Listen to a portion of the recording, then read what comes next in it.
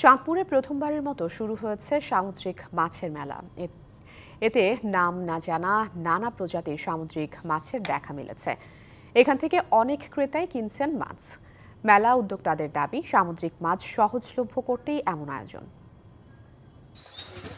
টেবিলের ওপর সাজানো চন্দনা, সাদা কোরাল, বড় লালপোয়া, দাঁতনি ছুরি, মাঝারি রূপচাঁদা সহ প্রায় ৩০ প্রজাতির মাছ।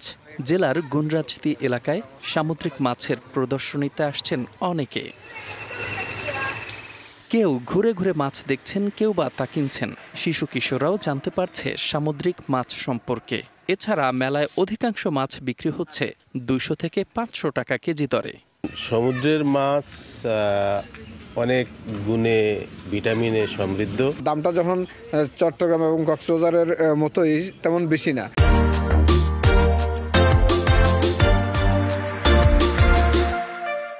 ছোট ছোট যারা আছে, আমাদের ছোট ভাই বোনরা যারা আছে, অনেকে আশা দেখতেছে যে এরকম প্রজাতির সামুদ্রিক মাছ তারা কোনো সময় দেখে নাই। আমি চাঁদপুরে এসে এই জীবনের প্রথম মাছগুলা দেখছি, ইনশাল্লাহ আমার কাছে অনেক ভালো লাগতেছে। আয়োজকরা বলছেন, মিঠা পানির তুলনায় সামুদ্রিক মাছের পুষ্টিগুণ বেশি। পাশাপাশি স্বল্প আয়ের মানুষের জন্য মাছ কেনা সহজলভ্য করতেই এই আয়োজন। দেশি মাছের তুলনায় সামুদ্রিক মাছে 10 থেকে 15 গুণ বেশি পুষ্টি থাকে। তো আমি চিন্তা করলাম যে যাই হোক, আমি উদ্যোগটা নিয়ে দেখি যে আমার চাঁদপুর জেলার মানুষকে মাছগুলো চিনানো যায় কিনা। চিনানোর জন্য এবং চাঁদপুর জেলার মানুষকে এই মেসেজটা দেওয়ার জন্য যে সামুদ্রিক মাছের পুষ্টিগুণটা অনেক বেশি।